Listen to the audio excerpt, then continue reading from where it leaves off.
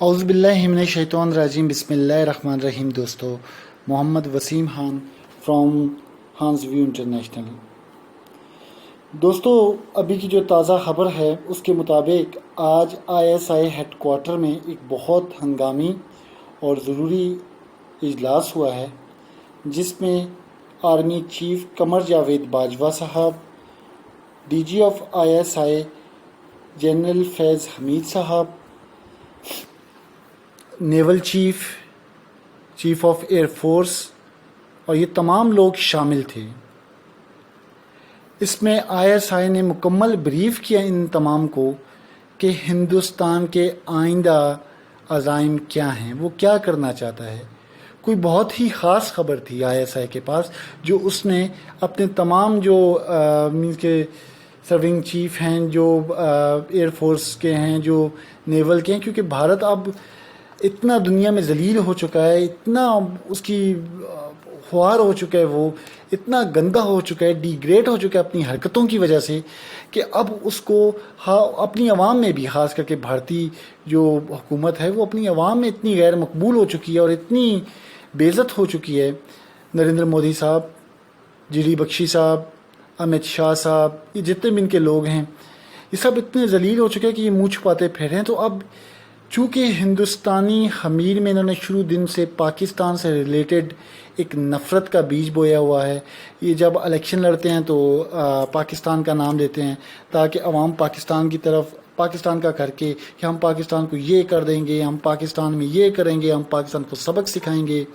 تو قوم جو جاہل ناگرک ہیں ان کے قوم کے، وہ ان کو ووٹ دیتے ہیں۔ تو اب انہوں نے یہ سوچا ہے کہ اب ہم پاکستان کے ساتھ چھیڑ چھاڑ کرتے ہیں، اپنے کشمیر میں یا دوسرے کچھ حصوں میں ایک تو ہم چھیڑ چھاڑ کرتے ہیں، کوئی پلوامہ جیسے حملے کرواتے ہیں، اس کے علاوہ پاکستان میں بھی ہم گند مچانے کی کوشش کرتے ہیں، جو ISI نے فوراً سے کاؤنٹر کیا، ہماری CTD نے کاؤنٹر کیا جن چیزوں کو، اس قسم کی حرکتیں پاکستان میں جاری رکھتے ہیں تاکہ پاکستان ایک تو خود میں الجھا رہے، دوسرا وہ کرونا میں الجھا رہے گا، تیسرا ہم یہاں سے جو ہے پاکستان پہ کوئی بھرپور حملہ کرتے ہیں، چھوٹے پیمانے پہ صحیح لیکن حملہ کرتے ہیں، جس میں کچھ زیادہ نہیں، کچھ علاقہ ہم قبضے میں لے لیں تاکہ ہم اپنی قوم کو مطمئن کر سکیں، تاکہ ہم اپنے لوگوں کو مطمئن کر سکیں اور اپنی کچھ نہ کچھ عزت بچا سکیں۔ اس لیے ہندوستان کی جو ابھی ناپاک ارادے ہیں، ISI کو یقیناً ان کی بھنک لگی ہوگی، کیونکہ ISI دنیا کی مینس کی جو ورلڈ بیسٹ ایجنسی ہے، انٹیلیجنس ایجنسی ہے، تو اس نے آج ان کے ہیڈ کوارٹر میں سب کو مدعو کیا گیا، تمام جو سرونگ چیفs ہیں سمیت ہمارے جو آرمی چیف صاحب ہیں جنرل باجوہ صاحب، ان کو مدعو کیا گیا، ان کو مکمل بریفنگ دی گئی، جس کے بعد ایک ایگریسو جو اسٹیٹمنٹ ہے وہ جاری کی گئی کہ انف از انف، اب بہت ہو چکا، ہم نے بہت انتظار کر لیا، اب ہم کسی بھی طور، کسی بھی قسم کی ہندوستانی شیطانی برداشت نہیں کریں گے، ہم ہندوستان کو منہ توڑ جواب دیں گے، ان کو ان کی زبان میں جواب دیں گے۔ پہلے تو مینس کہ صرف کہنے کی حد تک کہا جاتا تھا، ڈیفینڈ کیا جاتا تھا خود کو کہ ہم اپنا دفاع کریں گے، لیکن اب نہیں، اب ہم جب ہندوستان ذرا سی چھیڑ چھاڑ کرے گا، ہم نہ صرف اپنا دفاع بلکہ ہم مکمل حملہ، جوابی حملہ کریں گے ہندوستان پر، اور یہ صرف ہندوستان کو پیچھے دھکیلنے کے لیے نہیں ہوگا۔ انشاءاللہ ہندوستانی جو کشمیر ہے وہ تو ہمارا ہی ہے، جو مقبوضہ کشمیر ہے، جو ہمارا کشمیر اس وقت ہندوستان کے قبضے میں ہے، اس کے جس قدر ہو سکے علاقے اپنے قبضے میں لیے جائیں گے۔ دوستو اس کے بعد، اس اجلاس کے بعد، ان اسٹیٹمنٹس کے بعد، جو ہی ہندوستانی فوج ہمیں ایگریسو ہوئی ہوئی نظر آتی ہے، تو ایک شور مچا ہوا ہے پورے ہندوستان میں، پوری دنیا میں۔ آپ رشین میڈیا دیکھ لیں، آپ پاکستانی میڈیا دیکھ لیں، آپ گلوبل ٹائمز دیکھ لیں، آپ مینس کے جو برطانوی جریدے ہیں ان کو دیکھ لیں، آپ CNN دیکھ لیں، ہر جگہ یہ سوال اٹھ رہا ہے کہ خود مودی کہاں ہے؟ عجیب سا شور سا مچ رہا ہے، یہ مودی کہاں ہے، یہ مودی کہاں ہے، لیکن مودی صاحب کا بالکل بھی کہیں کچھ پتہ نہیں ہے۔ مودی صاحب بالکل منظر سے غائب ہیں، جن کی ذمہ داری ہے آ کے عوام کو کانفیڈنس میں لینا، ان کو سمجھانا، ان کو تسلیاں دینا، ان کو کچھ بتانا۔ سچ وہ بتا نہیں سکتے، جھوٹ بولنے کا بیڑا انہوں نے دیا ہوا اپنی طرف سے ہندوستانی میڈیا کو۔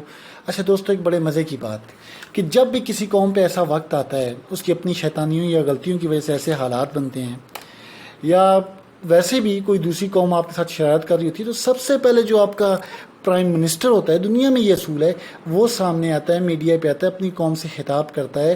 جیسے ہمارے عمران خان صاحب نے بالا کوٹ حملے کے بعد، بالا کوٹ حملے سے پہلے آئے تھے، پلوامہ حملے کے بعد، اور یہ بتایا تھا کہ ہم جانتے ہیں کہ یہ آپ نے خود کروایا ہے، اور ہم پھر بھی آپ سے امن کا ہاتھ بڑھانے کے لیے تیار ہیں، ہم آپ کی طرف پہلا قدم بڑھاتے ہیں، آپ کے پاس کچھ ثبوت ہیں تو آپ ہمیں پیش کریں، ورنہ اگر آپ جس قسم کی باتیں کر رہے ہیں، دھمکیاں دے رہے ہیں، آپ نے اس قسم کی کوئی کوشش کی تو پاکستان ریٹیلیٹ کرنے کا سوچے گا نہیں، پاکستان ریٹیلیٹ کرے گا، اور پاکستان نے کیا۔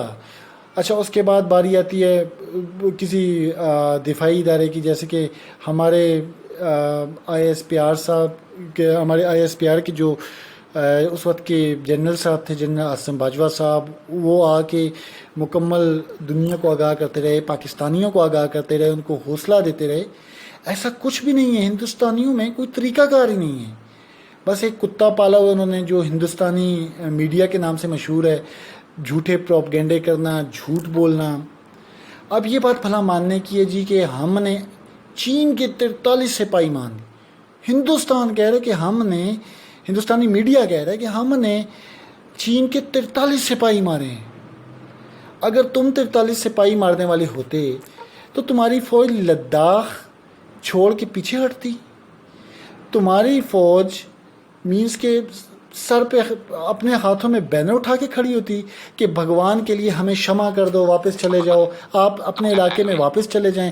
آپ کی فوج منتیں ترلے کر لی تھی، اور منتیں ترلے کرنے والی قوم کبھی دوسری فوج اور چین جیسی فوج کے 43 سپاہیوں کو ہلاک کر سکتی ہے؟ کیا یہ نیپال ہے؟ کیا آپ نے پاکستان اور چین کو نیپال سمجھا ہوا ہے، بھوٹان سمجھا ہوا ہے؟ کیا آپ نے ان کو بنگلہ دیش سمجھا ہوا ہے؟ کیا آپ نے ان کو سری لنکا سمجھا ہوا ہے؟ شیم آن یو، مینس کہ آپ یہ سمجھتے ہیں کہ پتہ نہیں چین اور پاکستان بھی بھوٹان، نیپال، سری لنکا یا بنگلہ دیش یا میانمار ہوگا جہاں پہ آپ ٹینک لے کے گھس جائیں گے؟ تو نہیں، یہ آپ کی غلطی ہے۔ مودی صاحب غائب ہیں، میں نے آپ کو بتایا، ہر جگہ پہ یہی سوال اٹھ رہا ہے کہ یہ مودی کہاں ہے، لیکن مودی صاحب کہیں نظر نہیں آ رہے۔ ان کے وزیر داخلہ صاحب ہاتھ دھو کے پیچھے پڑ گئے ہیں کہ مودی صاحب کہاں ہیں بھائی، کہاں ہیں مودی صاحب، مودی صاحب کہاں ہیں، ایک دفعہ اپنا دیدار کروا دیں۔ اور دوستو، برطانوی جریدہ ہے ٹیلی گراف، اس نے جو ان کی کتے والی کی ہے، اس نے یہ کہا کہ بھائی 26 فروری کے بعد تو مودی صاحب الٹی چھلنگیں لگا رہے تھے، ہواؤں میں اڑے تھے، 36 انچ کی چھاتی پیٹ رہے تھے، اب تو پیٹنے کے لیے بھی نظر نہیں آ رہے۔ چلو اس وقت پیٹ تو رہے تھے، ہائے ہمارے پاس رافیل نہیں تھے، رافیل ہوتے تو ہم یہ کر لیتے، ہم وہ کر، اب تو چھاتی بھی نہیں پیٹتے نظر آ رہے۔ کہاں گئے؟ چھپ گئے ہیں کیا؟ کدھر گئے ہیں؟ 6 مئی کو چائنی فورسز آگے آئی، مودی صاحب چپ۔ 10 مئی کو اور آگے بڑھی، مودی صاحب چپ۔ 17 مئی کو وہ اٹلری آگے لے کے آئے، مودی صاحب چپ۔ 1 جون کو حملہ کیا چینی فوجیوں نے، مودی صاحب چپ۔ 2 جون کو حملہ ہوا، مودی صاحب چپ۔ آخر گئے کہاں یہ؟ جبکہ گلوبل ٹائمز ان کے برعکس پل پل کی خبر دیتا رہا۔ گلوبل ٹائمز نے اپنی فوج کی پیش قدمی بما تصویروں کے دکھاتے رہے، ویڈیوز وہ شیئر کرتے رہے۔ انہوں نے بتایا آج ہم نے گلوان وادی پہ قبضہ کر لیا، آج ہم نے مینس کے لداخ پہ قبضہ کر لیا، لداخ میں داخل ہو گئے، آج ہم نے دولت بیگ ہوائی اڈے پر حملہ کیا، آج ہم نے وہاں قبضہ کر لیا۔ ٹھیک ہے، تو یہ تمام معاملات ہیں، لیکن ہندوستانی لگتا ہے کہ ہندوستان ایک بالکل لاوارث سا ملک ہے، کیونکہ جس ملک کا جو وزیر اعظم ہے یا پردھان منتری ہے وہی نظر نہ آ رہا، وہ ملک لاوارث ہوتا ہے۔ تو لاوارث انڈیا میں لڑنے کا، منہ کی توپوں سے لڑنے کا جو ذمہ اٹھایا ہوا ہے وہ ہندوستانی میڈیا نے اٹھایا ہوا ہے. نہ ہندوستانی میڈیا کو کہیں نظر آتی ہے، بس ڈی بخشی صاحب مونچھیں منڈواتے ہیں اور پھر کہیں پہ وہ بھی گم ہو جاتے ہیں اور یکے بعد دیگر آتے رہتے ہیں. اچھا، لیکن ہندوستانی وزیر اعظم امت شاہ صاحب، ان میں سے کوئی بھی اس طریقے سے نظر نہیں آ رہا. ابھی آج کل میں آئی تھنک ان کے جو وزیر داخلہ صاحب ہیں، یہ جو ہیں صاحب، انہوں نے آگے ایک انٹرویو دی، آگے اس پہ میں بات کرتا ہوں.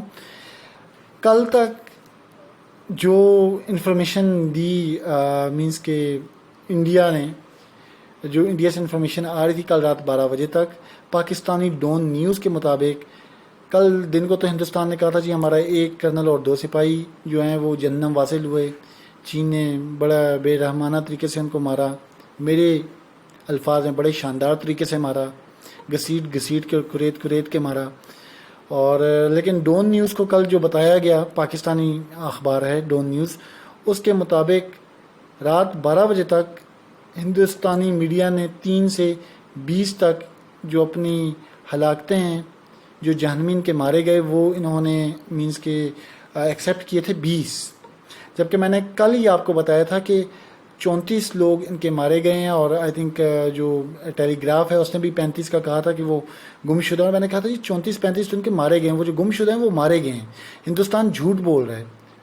اور اب تک کی خبر تک ہندوستانی میڈیا بھی یہ تسلیم کر چکا ہے، پہلے 3، پھر 6، پھر 10، پھر 15، پھر 20، کل رات 12 بجے تک 20 جو ڈون نیوز نے بتایا. ابھی تک جو میں نے کل آپ کو فگر دیا تھا 34 تک آ چکے ہیں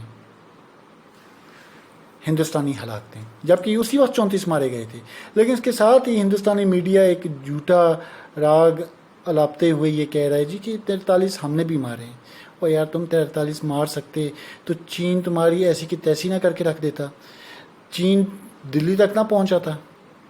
تم اگر ان کے 43 مار دیتے تو وہ تمہارے سامنے چپ کر جاتے. جنہوں نے راتوں رات لداخ قبضے میں لے لیے، دلی تک پہنچتا ان کے لیے کون سا مشکل ہے بھائی؟ تمہاری فوجیں صرف دکھاوے کی فوجیں ہیں بھائی. تم دوسروں کے ملکوں میں دہشت گردی کروا سکتے ہو، جیسے آپ لوگوں نے راول پنڈی میں دھماکہ کروایا.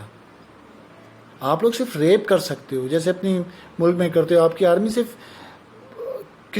معصوم کشمیری خواتین، معصوم ناگالینڈ کی جو خواتین ہیں، سکم کی جو خواتین ہیں، جو دوسری خواتین ہیں، ان کا ریپ کر سکتی ہے، لڑ نہیں سکتی.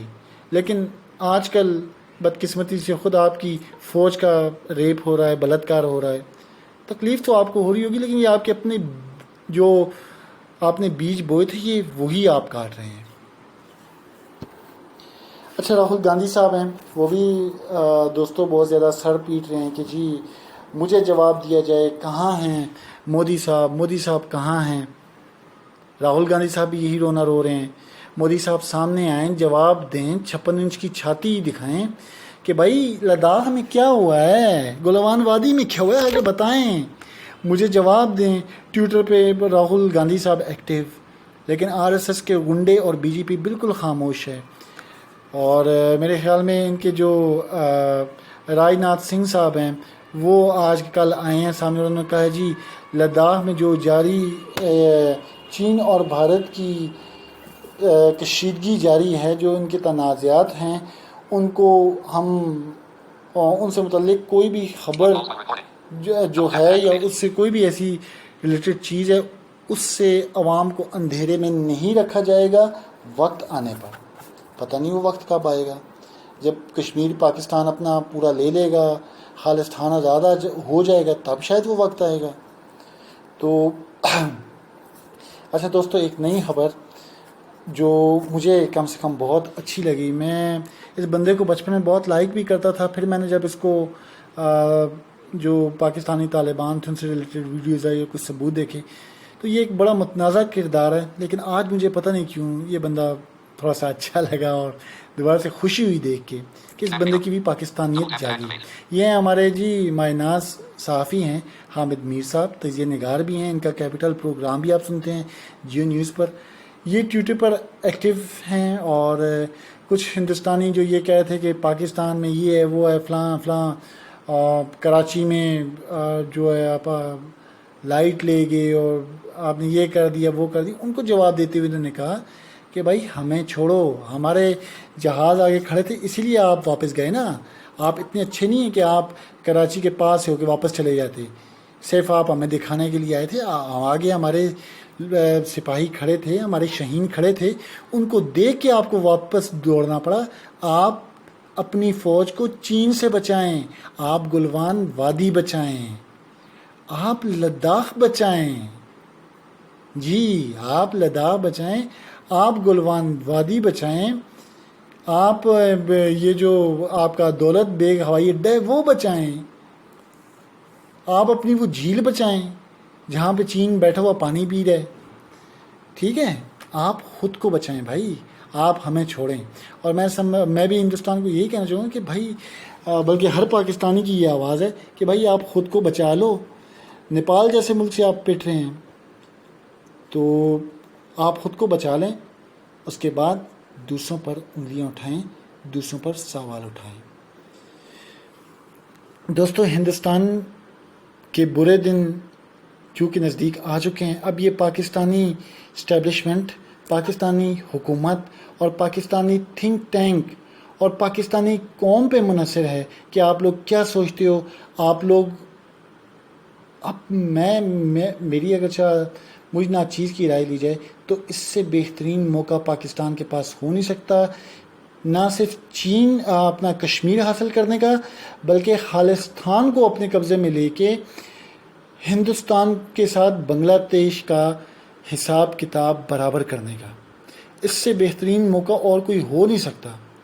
اب یہ پاکستانی اسٹیبلشمنٹ پہ منحصر ہے، ہم جانتے ہیں کہ وہ ہم سے ماشاءاللہ زیادہ ذہین ہیں، وہ زیادہ بہتر سمجھتے ہیں، لیکن ہماری جو ایک ناقص رائے ہے وہ یہی ہے کہ اس سے بہترین وقت پاکستان کے پاس نہیں ہو سکتا۔ ہندوستانی فوجیں اس وقت بکھری ہوئی ہیں، زیادہ ہیں ہم سے لیکن بکھری ہوئی ہیں، نیپال، خود کے انٹرنل کشمیر، لداخ، گولوان وادی، سکم، ان سب جگہوں پہ۔ تو ہمارے پاس ایک بہترین وقت ہے کہ ہم کشمیر حاصل کر لیں، نہ صرف کشمیر حاصل کریں بلکہ خالصتان سے متعلق بھی سوچیں، اور خالصتان کو بھی آزادی دلوائی جائے، مینز کے ہیومن بیسس پہ۔ وہاں پہ جس طریقے سے سکھ عورتوں کی عصمت گری کی جاتی ہے، جس طریقے سے سکھ عورتوں کو ان کے خالصتانی بھائیوں کے سامنے ننگا کیا جاتا ہے، جس طریقے سے ان کا حق، ان کا بجٹ مارا جاتا ہے، جس طریقے سے 84 میں جرنیل سنگھ کو شہید کیا گیا، جس طریقے سے ان کی عبادت گاہوں پہ حملے کیے جاتے ہیں، جتنا ظلم کیا جاتا ہے اس سردار قوم کے ساتھ، تو انصاف کا تقاضا یہی ہے کہ اپنا نہ صرف حساب کتاب برابر کرے پاکستان، بلکہ ان سرداروں کو بھی انصاف دلوایا جائے، اور ان کے مینس کہ یہ آپ کو اللہ پاک نے، ہمیں اللہ پاک نے طاقت دے رکھی ہے، ہم ان سے دکھنے میں کم صحیح لیکن ہم ان سے لڑنے میں اچھے ہیں، کیونکہ ہماری فوج، ہماری قوم ایمان سے لڑتے ہیں، اور ایمان کی طاقت اسلحے سے زیادہ ہوتی ہے۔ اللہ پاک ہمارے ملک کو قائم دائم رکھے اور آپ سب کو خوش رکھے، اور ہمیں بہت جلد اچھی خبریں سننے کی توفیق عطا فرمائے۔